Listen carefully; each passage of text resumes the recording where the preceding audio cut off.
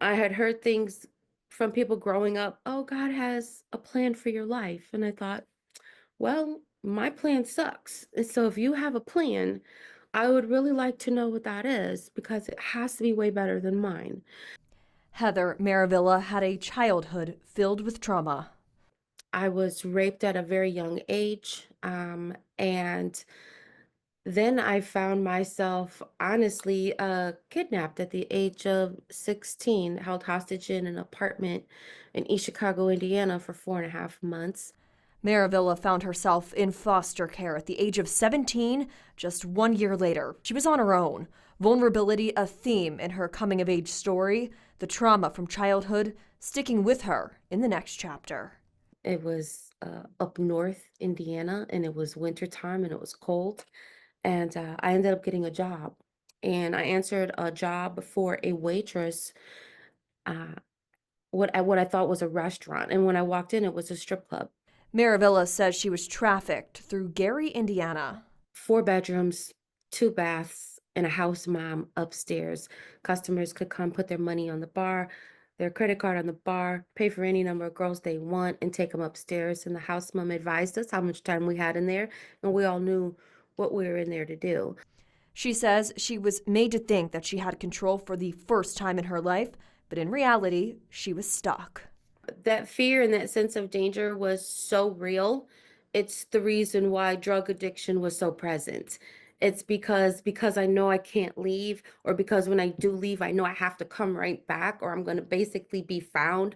Maravilla said she was 43 years old when she finally understood force and fraud and coercion and what had happened to her.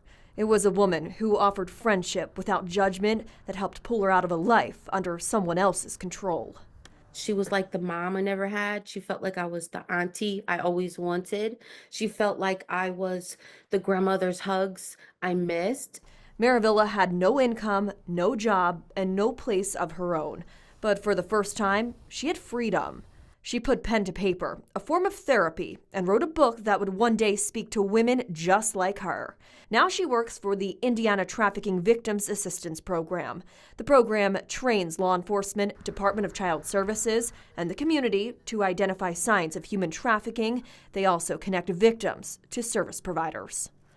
And a lot of these recruitments and enticements have moved from in person at the mall or sometimes the truck stops onto online social media gaming platforms.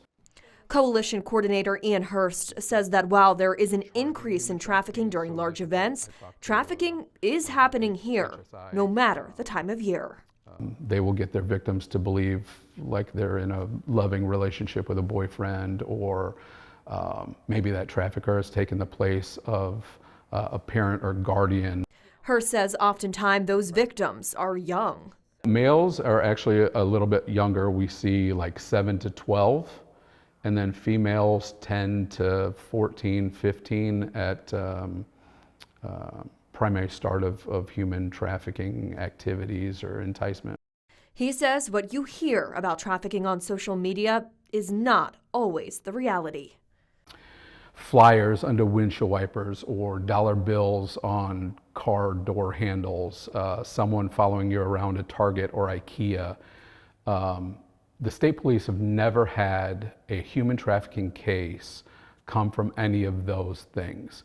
It could be a different crime. I don't want to discount that. It could be some sort of kidnapping or stalking or something like that. However, like I said, no cases of human trafficking have been reported from that.